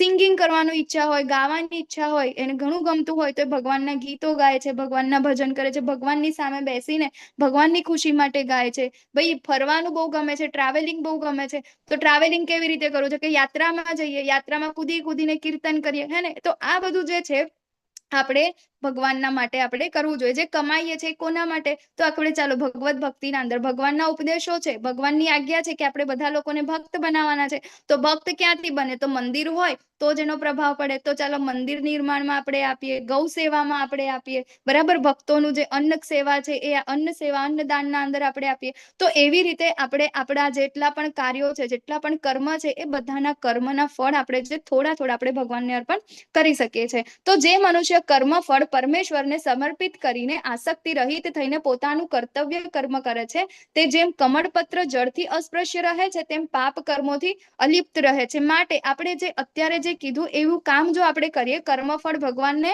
સમર્પણ આપણે આપી દઈએ, અર્પણ કરીએ, તો શું થાય? તો જેવી રીતે જે કમળ છે, બરાબર? તો કમળનું પત્ર આપણે જોયું હોય તો તળાવના અંદર એના ઉપર પાણી જાય તો પણ એ પાણીના અંદર એ ડૂબી નથી જતો, એના ઉપર પાણી ચોંટતું જ નથી. તમે એના ઉપર ડોલ ભરીને પણ પાણી નાખશો ને તો પણ હાથ ફેરવશો ને તો તમારા હાથ કોરા જ આવશે. કેમ? કારણ કે હંમેશા પાણીથી અલિપ્ત રહે છે. માટે આપણે પણ આ ભૌતિક જગતમાં રહીને આ ભૌતિક જગતના કર્મોથી આપણે કર્મોના બંધનથી અલિપ્ત રહેવું હોય તો શું કરવું પડે? આપણે ભગવાનના પ્રસન્નતા માટે આપણે કામ કરવું જોઈએ. કઈ રીતે? તો જે કાંઈ પણ કર્મ કરીએ છીએ એના ફળનું આપણે ભગવાનને અર્પણ કરવા જોઈએ. તો યોગીજનો અનાસક્ત થઈને શરીર, મન, બુદ્ધિ અને ઇન્દ્રિયો દ્વારા પણ કેવળ આત્મશુદ્ધિના હેતુ માટે કાર્ય કરે છે, બરાબર? તો એ લોકો શું કરે છે? એમનું મન, બુદ્ધિ, ઇન્દ્રિયો એ બધાને શેમાં લગાડે છે? માત્ર ને માત્ર આત્મશુદ્ધિ માટે, ભગવાન માટે.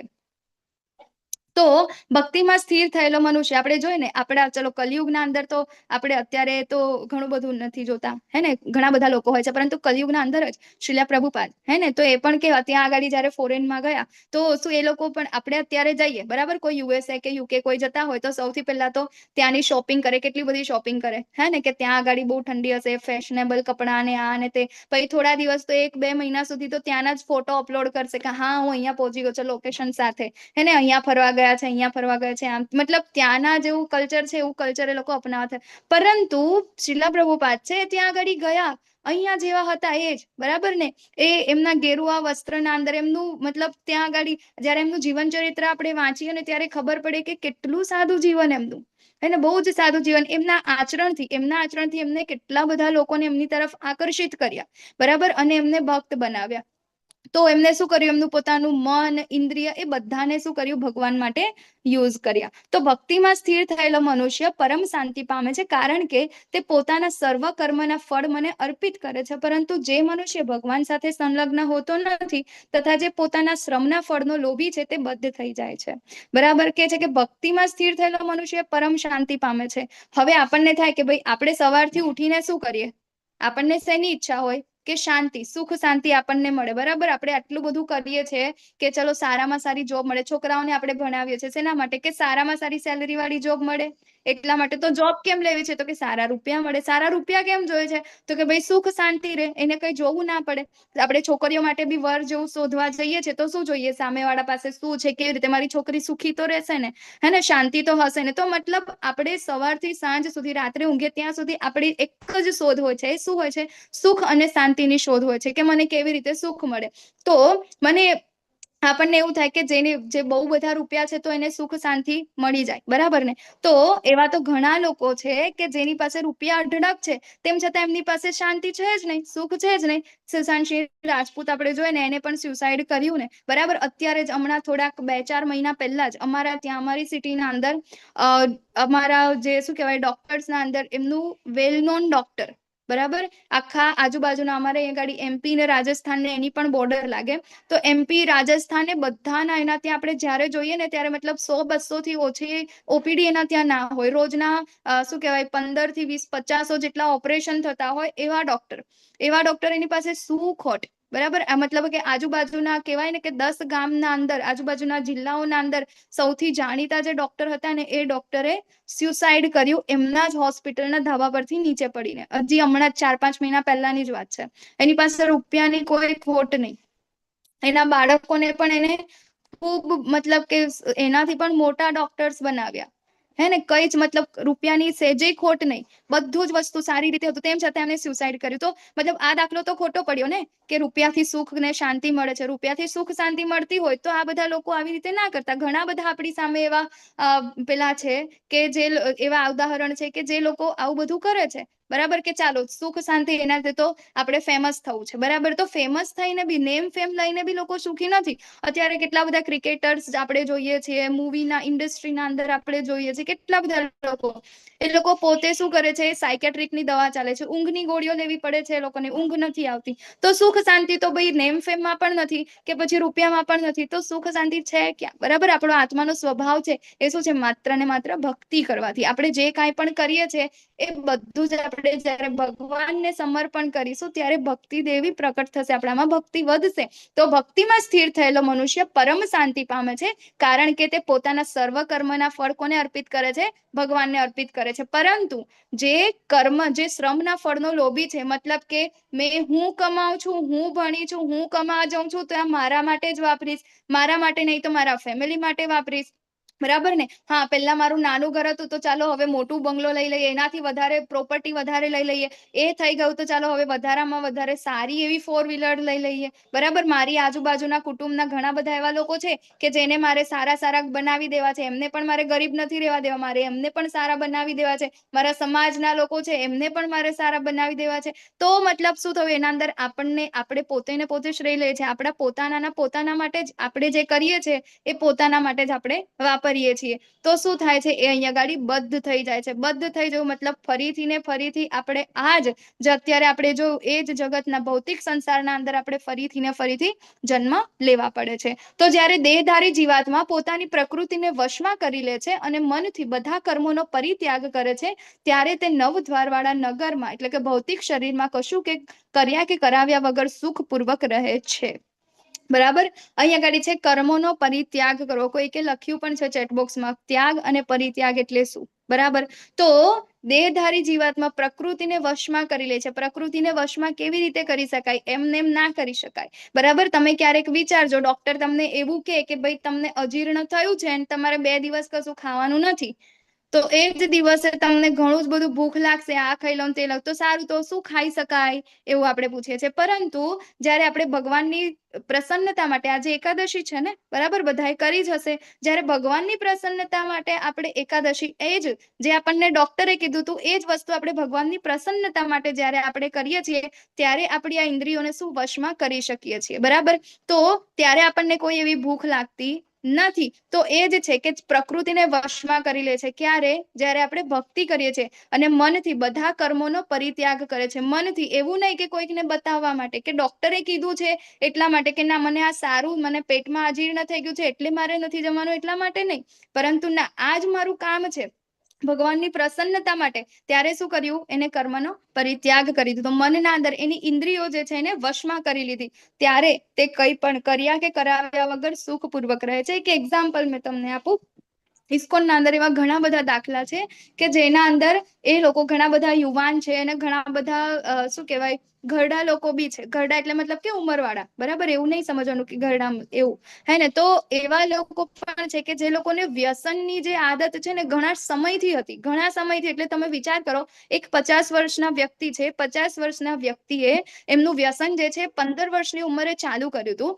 પરંતુ એક દિવસ આવી જ રીતે ભક્તોના સંઘમાં આવે છે, યાત્રામાં જાય છે અને યાત્રામાં એમને એવું તો શું થયું કે એમને એ વ્યસન બીજા જ દિવસથી છોડી દીધું. આવા તો હજારો અને લાખોની સંખ્યામાં આવા દાખલા છે. કોલેજના અંદર જે લોકો ડ્રગ્સ લેતા થઈ ગયા હતા, એ લોકો ભગવાન ભક્તિમાં આવીને હરે કૃષ્ણ મહામંત્રનો જાપ કરીને એ લોકોએ એમનો જે આ વ્યસન છે એ એમને છોડી દીધું. બરાબર, તો એ કેવી રીતે શક્ય બન્યું? એમની ઇન્દ્રિયો જે કેટલી પ્રબળ હતી વ્યસન કરવા માટે, તો પણ એમને પોતાના અંદર કંટ્રોલ કરી દીધો. કેવી રીતે થયું? તો ક્યારે આપણે કરી શકીએ પ્રકૃતિને વશમાં? ક્યારે કરી શકીએ? આપણા મનને વશમાં ક્યારે કરી શકીએ? જ્યારે આપણે ભક્તિ કરીએ છીએ ત્યારે. બરાબર, તો એ સુખપૂર્વક રહે છે. જો આપણે મનને વશમાં કરી દઈએ, આ જ ભગવાનને સેન્ટરમાં રાખીશું તો જ આપણું મન વશમાં રહેશે. એના વગર મન વશમાં રહેશે નહીં. તો શરીરના 9 દ્વાર કયા કયા છે? બરાબર, આપણે આગળના ચેપ્ટર્સના અંદર જોઈશું, પણ તમે મને જવાબ આપો. ચાલો, શરીરના 9 દ્વાર કયા કયા છે? ચાલો, કહો મને. હરે કૃષ્ણ. 2 હાથ, 2 નાકના ફોણવા, 2 કાન, એક જનેન્દ્રિય, એક ગુદા અને એક મોં. હાથ ક્યાંથી આપણા એ આવી ગયા માતાજી? હાથ ના આવે ને, દ્વાર ના, દ્વાર, બે કાન, નાક, બે કાન, કાન, બે બે નાક, બે આંખ, કાન, બે બે નાક, આંખ આવે. હાથની બે આંખો, સોરી હા, લખવાનું. મોઢું, જનેન્દ્રિય હા અને હા બરાબર. ગુદા દ્વાર. હા, બરાબર. બે તો આ છે આપણા શરીરના 9 દ્વાર. એટલે જ આ 9 રાખ્યું. દ્વારને આપણે પ્રશ્ન પૂછ્યો એટલે હું કે આપણે તમને હરે કૃષ્ણ. પછી પરંતુ જ્યારે કોઈ મનુષ્ય અવિદ્યાને નષ્ટ કરનારા જ્ઞાનથી પ્રબુદ્ધ થાય છે, ત્યારે જેવી રીતે દિવસે સૂર્ય દ્વારા બધું પ્રકાશિત થાય છે, તેવી રીતે તે આ જ્ઞાનથી બધું જ પ્રકટ થઈ જાય છે.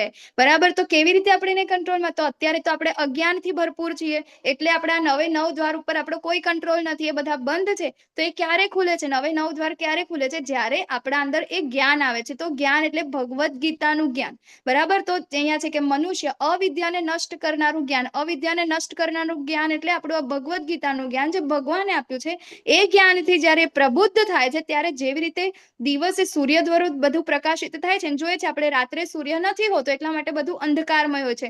માટે આપણે અત્યારે અજ્ઞાનમાં છીએ, એટલે આપણું જીવન કેવું છે? અંધકારમય છે. આપણને ખબર નથી, આપણે પશુઓની જેમ જીવી રહ્યા છે. પણ જ્યારે આપણને ભગવદ્ ગીતાનું જ્ઞાન પ્રાપ્ત થાય છે, તો જેવી રીતે રાત્રિના અંધકારને સૂર્ય કેવી રીતે પ્રકાશિત કરે છે અને દિવસ જેવો થાય છે, એવી જ રીતે આપણું આ અજ્ઞાન દૂર થઈ અને આપણા શરીરના અંદર, આપણા મનના અંદર શું થાય? જ્ઞાનનો પ્રકાશ પુંજ ફેરવાય છે અને એ જ્ઞાનથી બધું જ પ્રકટ થઈ જાય છે કે ના, હવે મારે શું કરવું છે.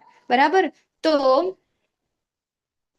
જ્યારે મનુષ્યની બુદ્ધિ, મન, શ્રદ્ધા તથા આશ્રય સર્વથા ભગવાનમાં સ્થિર થઈ જાય છે, ત્યારે તે પૂર્ણ જ્ઞાન દ્વારા સર્વ સંશયોથી વિશુદ્ધ થઈને સીધો મુક્તિના પંથે આગળ વધે છે. બરાબર. તો આપણે મુક્તિના પંથે કેવી રીતે? તો આપણે બધી જ વસ્તુને જ્યારે આપણે ભગવાનમાં લગાવીશું, ત્યારે આપણે મુક્તિના પંથે આગળ વધી શકીશું. જ્યારે આપણા અંદર જ્ઞાન આવશે. જ્ઞાન ક્યાંથી આવશે? ભગવદ્ ગીતા.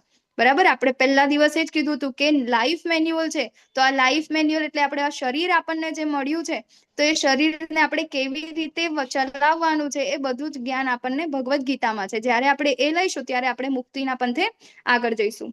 તો વિનમ્ર સાધુઓ તેમના યથાર્થ જ્ઞાનને પ્રતાપે વિદ્વાન તથા વિનયી બ્રાહ્મણને ગાય, હાથી, કૂતરા તથા ચંડાળને સમાન દ્રષ્ટિથી જુએ છે. જ્યારે આ જ્ઞાન આપણામાં આવી જાય ને, અત્યારે આપણને એવું થાય કે ચલો ભગવદ્ ગીતાના ક્લાસ કરીએ છીએ ને, એટલે મારામાં તો આ જ્ઞાન આવી ગયું.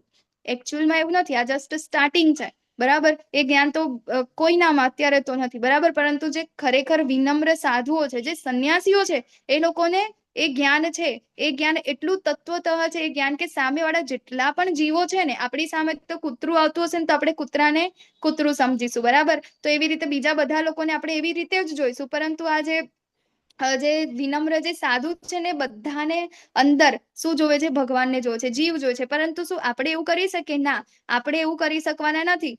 કેમ? કારણ કે જો આપણે કૂતરાને પણ ભગવાન સમજીને બેસીશું અને કૂતરું હડકાયું હશે, તો શું થશે? બરાબર. એનું પરિણામ સારું નહીં આવે. હા ને. તો અહીંયા આગળ વિનમ્ર સાધુ એવું નહીં, મતલબ એ લોકો સાથે વર્તાવ પછી એ રીતે જ કરવાનો છે. પરંતુ શું? પોતાના જ્ઞાનના પ્રતાપે. એ લોકોને જ્ઞાન છે, આપણે હજી એટલા જ્ઞાનના અંદર પ્રબુદ્ધ છે નહીં. તો વ્યક્તિ કેવી રીતે તમામ જીવો પ્રત્યે સમાન દ્રષ્ટિથી જોઈ શકે? બરાબર. તો આપણે જોઈએ આગળ પેલું જોયું, હે ને. અને અહીંયા ગાડી આપણું છે હરિદાસ ઠાકુર. એક ઉદાહરણથી આપણે જોઈએ. બરાબર ને, કે આપણે કેવી રીતે બધા જ લોકોને સમાન દ્રષ્ટિથી જોઈએ. આગળ જ આપણે ગોલોક ચાર્ટમાં જોયું ને, કે ભગવાન ક્ષીરોદ્રક્ષાઈ વિષ્ણુ દરેક જીવના અંદર આવે છે અને શું? પરમાત્મા તરીકે વસે છે. બરાબર. તો જ્યારે આપણે એ જ્ઞાનના અંદર આપણે પરિપૂર્ણ થઈએ ને, ત્યારે આપણને વસ્તુ જોવાય, અત્યારે ના જોવાય. બરાબર. તો આવો જીવન મુક્ત પુરુષ ભૌતિક ઇન્દ્રિય સુખ પ્રતિ આકૃષ્ટ થતો નથી, પરંતુ હર હંમેશ સમાધિમાં નિમગ્ન રહીને પોતાની અંદર જ આનંદનો અનુભવ કરે છે. એ રીતે આત્મ સાક્ષાત્કાર પામેલો પુરુષ પરબ્રહ્મ એકાગ્ર હોવાને કારણે અનંત સુખ ભોગવે છે. તો કેવી રીતે સમજી શકાય? તો હરિદાસ ઠાકુર તો એમનો જન્મ છે ને મુસ્લિમ પરિવારમાં થયો હતો. બરાબર. તો મુસ્લિમ પરિવારમાં થયો, પરંતુ ભગવાનના સૌથી મોટા ભક્ત, મતલબ કે ભગવાન આપણે અત્યારે ક્લાસ ચાલુ કરતા પહેલા એક માળા કરીએ છીએ ને, એક માળા કરતા પહેલા આપણને થોડીક વારમાં એવું થાય, આંખો ખોલીને જોઈએ ક્યારે પૂરી થશે, ક્યારે પૂરી થશે, ક્યારે પૂરી થશે, બરાબર ને. આપણને એટલી બધી પેલું એ લાગવા લાગે, કંટાળો લાગવા લાગે. જ્યારે હરિદાસ ઠાકુર જે છે દિવસની 192 માળા કરતા હતા. એક માળા કરતા આપણને કેટલો 6.5 થી 7 મિનિટનો સમય લાગે. જ્યારે હરિદાસ ઠાકુર જે છે એ કેટલી 192 માળા કરતા. વિચાર કરો, એમને આખો દિવસ માળામાં નીકળી જાય. તો ત્યાંના જે એમના જે મુસ્લિમ ભાઈઓ ખરા ને, તો એ લોકોએ શું કર્યું કે આ તો મુસ્લિમ થઈને ભગવાનની પેલું પૂજા કરે છે, તો પહેલા તો એમને માર્યા, પછી નદીમાં શું કહે એ કરી દીધા. પરંતુ કહેવાય ને કે જે ભગવાનનું હોય એને પછી કોણ શું કરી શકે. તો એ ત્યાં આગળ એમની એક અલગથી ત્યાં તણાઈને એક બાજુ આયા, બરાબર. તો પછી ત્યાંથી શું કરે, રોજની 192 માળા કરતા. તો હવે કે આ તો એમ માને એવો નથી, તો શું કરવાનું, તો કે તેમની પાસે છે ને એક વેશ્યા મોકલો, બરાબર, કે એનું ધ્યાન ભંગ કરશે. તો શું કરશે, એક વેશ્યાને ત્યાં આગળ મોકલે છે અને ત્યાં આગળ જાય છે. અને હરિદાસ ઠાકુર તો એવી રીતે માળા જ કરતા હોય છે. તો ત્યાં આગળ પેલી જઈને શું કહે, પૂછે છે કે તમે તો કેટલા સુંદર છો, નામ છે તેમ છે, વખાણ કરે, બરાબર. ત્યારે હરિદાસ કઈ નહીં, તમે બેસો, તમારે જે કામ છે ને, મારું આ નિત્યક્રમ છે, મારું એ પૂરું થઈ જાય એટલે પછી હું તમને તમારું જે કામ છે હું એ જોઈ લઈશ, બરાબર. તો એમ કરતા કરતા રાત પડી જાય છે અને પેલી તો ત્યાંથી જતી રહે છે. હવે તો ઊંઘવાનો સમય થઈ જાય ને એટલે જતી રહે છે, કેમનું નિત્યક્રમ પૂરું થતું નથી. બીજા દિવસે આવે છે તો હરિદાસ ઠાકુર તો સવારમાં વહેલાથી એ ચાલુ કરી દે, મતલબ આખો દિવસ તો એ જ થઈ જાય છે ને, બરાબર. તો એવું તો કેટલા દિવસ સુધી ચાલ્યા કરે છે ને એક દિવસ પેલી આવે છે ને એ હરે કૃષ્ણ બોલે છે, બરાબર. ત્યારે જે આ મતલબ કે કહેવાનો મતલબ એ છે કે એ જે ગણિકા જે છે, જે વેશ્યા છે, એ પણ પોતે ભક્ત બની જાય છે, બરાબર. તો અહીંયા આગળ કહેવાનો મતલબ એ છે કે જે હરિદાસ ઠાકુર જે છે એ શું, એમ હવે આમની જગ્યાએ બીજું કોઈ વ્યક્તિ હોત, આટલી સુંદર સ્ત્રી કોઈ આવે, એકાંત જગ્યા છે, બરાબર, ને આવું કશું હોય તો એ કોણ એટ્રેક્ટ ના થાય, બરાબર. સામેથી એ બધું કરતા હોય તો એમને ઇન્દ્રિયોને વશમાં કોણ રાખી શકે, જેની ઇન્દ્રિયો ભગવાનના અંદર નિયંત્રિત હોય, ભગવાનના અંદર જ હોય, એ જ વ્યક્તિ આ પોતાની ઇન્દ્રિયોને વશમાં કરી શકે છે. તો હવે એને શું કર્યું કે આપણે કહીએ ને કે મોટેથી માળા કેમ કરવી જોઈએ, તો હરિદાસ ઠાકુર પણ ત્યાં આગળ મોટેથી માળા કરતા. તો આ ગણિકા રોજ એને સાંભળતી હોય. એક દિવસ એ પોતે પણ ભગવાનની ભક્ત થઈ ગઈ. તો આપણા મંત્રના અંદર એટલો પાવર છે, બરાબર. એવું નહીં કે આપણે પોતાના માટે, પોતાને તો એ યુઝફુલ છે જ, પરંતુ આપણા આજુબાજુના જેટલા જીવ પણ છે ને, એ લોકો માટે પણ આપણો આ મંત્ર બહુ જ યુઝફુલ છે. એટલા માટે આપણે એને મોટેથી બોલવો જોઈએ, બરાબર. તો એ ગણિકા પણ કેવું બની ગઈ, એ પણ ભક્ત બની ગઈ. તો એ અહીંયાથી આપણે જોઈએ કે આવો જે છે ઇન્દ્રિય સુખમાં આકૃષ્ટ થતો નથી, એ પોતાના અંદર જ એટલો સુખી છે. એટલે ઇન્દ્રિયોને આપણે ભગવાનના અંદર લગાડવી જોઈએ. તો વિષય આસક્ત આનંદ છોડવાની શું જરૂર છે, બરાબર. તો આપણને લાગે કે ભાઈ ભગવાને જ આ ઇન્દ્રિયો તો આપી છે ને, તો પછી આપણે એના અંદર તો કેવી મજા આવે કે મને ગુલાબ જાંબુ ભાવે છે તો કેમ હું ના ખાઉં, બરાબર ને. તો આ વિષય આસક્ત ઇન્દ્રિયો, તો વિવિધ પ્રકારના વિષય આસક્ત આનંદ કેવા છે, તે જીવંત અસ્તિત્વને ફસાવે છે, બરાબર. તો જો જેટલું આપણી ઇન્દ્રિયો ક્યારેય તૃપ્ત થતી નથી, તો એ આપણને શું કરે છે, વધારે ને વધારે દુઃખમાં પ્રેરિત કરે છે. તો કેવી રીતે, તો બુદ્ધિશાળી મનુષ્ય ભૌતિક ઇન્દ્રિયોના સંસર્ગથી ઉત્પન્ન થનારા સુખ ઉપભોગમાં રસ લેતો નથી, કારણ કે દુઃખના મૂળ કારણરૂપ બની રહે છે. હે કૌંતેય, આવા સુખોનો આદિ તથા અંત હોય છે, તેથી યોગ્ય મનુષ્ય તેમાં આનંદ લેતો નથી. તો અહીંયા આપણને ફોટામાં જોવાય છે, બરાબર. જે હાથી છે ને, એ હાથીને પોતાની સ્કીન ઉપર છે ને આમ માટીના અંદર આળોટવું બહુ ગમે, બરાબર. તો એ જ માટીના અંદર આળોટવાથી એનું શું થાય છે, લોકો ખાડો ખોદે છે અને એ જ આળોટવાના કારણથી એ ખાડાના અંદર ક્યારેક પડી જાય છે અને એ શિકાર બની જાય છે. પછી આપણે આજ્ઞા જોયા હશે, બરાબર. એ આજ્ઞા, તો એ આજ્ઞા પોતાની જ રોશનીથી, બરાબર, એનાથી જે લોકો મરણ પામે છે. પછી ફુદ્દા જોયા હશે, ફુદ્દા, બરાબર. ફુદ્દા શું કરે, લાઇટનાથી એટ્રેક્ટ થાય, બરાબર, એટ્રેક્શન થાય, લાઇટ સાથે જેવા જાય છે એવા જે લોકો મરી જાય છે. પછી કમળના અંદર ભમરો આવે છે, તો ભમરાને કમળનો રસ નાખવો ખૂબ ગમે છે. ત્યારે એ જ કમળના અંદર જ્યારે બંધ થઈ જાય છે ત્યારે એનું મૃત્યુ થાય છે, બરાબર. હરણને એના જે શિંગડા છે એ બહુ ગમે છે, એ જ શિંગડા એના મરણનું કારણ બને છે, ફસાવાનું કારણ બને છે. તો અહીં આગળ આપણા પણ ભૌતિક જીવનના અંદર આપણી જેટલી ઇન્દ્રિયો છે, આપણને લાગે છે કે આમાં મને સુખ પ્રાપ્ત થશે, આમાં સુખ પ્રાપ્ત થશે,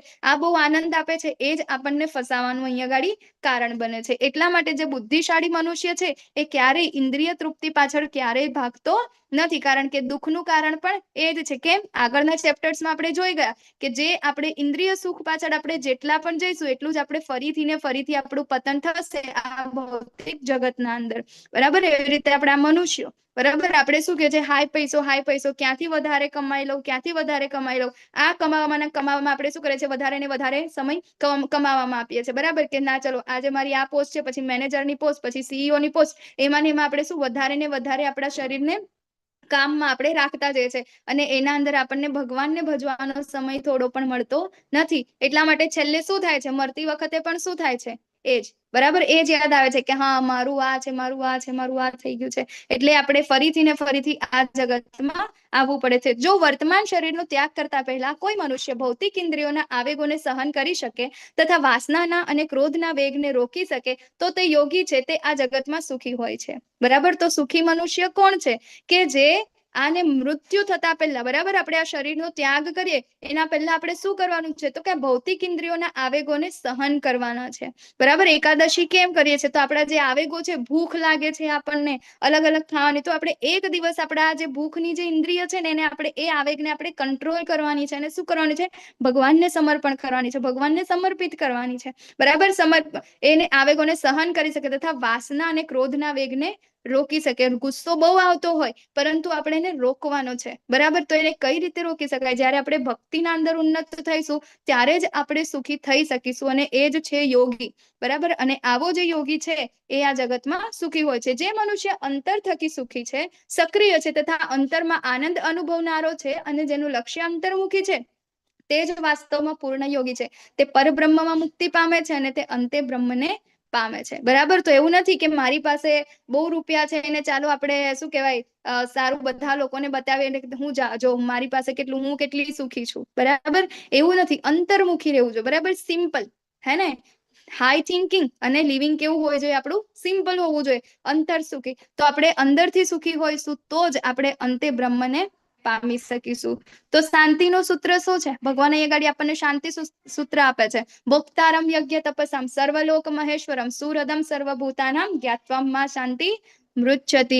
તો મને સમસ્ત યજ્ઞ તથા તપશ્ચર્યાઓનો પરમ ભોક્તા, સમસ્ત ગ્રહો તથા દેવોનો પરમેશ્વર તેમજ સમસ્ત જીવોનો હિત કરતા શુભેચ્છક મિત્ર તરીકે જાણીને મારી ભાવનાઓમાં ઓતપ્રોત થયેલો મનુષ્ય સંસારના દુઃખોમાંથી શાંતિ પામે છે.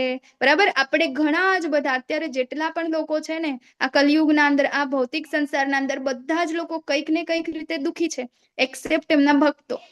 બરાબર? તો એ દુઃખી શેના માટે છે? કારણ કે આપણે શું બધી જ વસ્તુઓના ભોગતા આપણે પોતાની જાતને માની લીધા છે. બરાબર? કે હું આ કરું છું તો એ મારા માટે, મતલબ આપણી ઇન્દ્રિયો પણ છે એ પણ આપણે કોને કે ના મને આનંદ મળે છે. પરંતુ ભગવાન કહે છે કે સમસ્ત, બરાબર, સમસ્ત ગ્રહો તથા દેવોનો પરમેશ્વર, સમસ્ત યજ્ઞ તથા તપશ્ચર્યાઓનો પરમ ભોક્તા કોણ છે? ભગવાન છે. તો આપણે જયારે એ સમજીશું ત્યારે કે આપણે તો કઈ જ નથી. બરાબર? આપણે તો માત્ર ભગવાનના દાસ છે. એટલા માટે દરેક પરિસ્થિતિના અંદર જયારે આપણે ભગવાનની ભાવનામાં ઓતપ્રોત રહીશું ત્યારે જ આપણે આ દુઃખોમાંથી શાંતિ મેળવી શકીશું.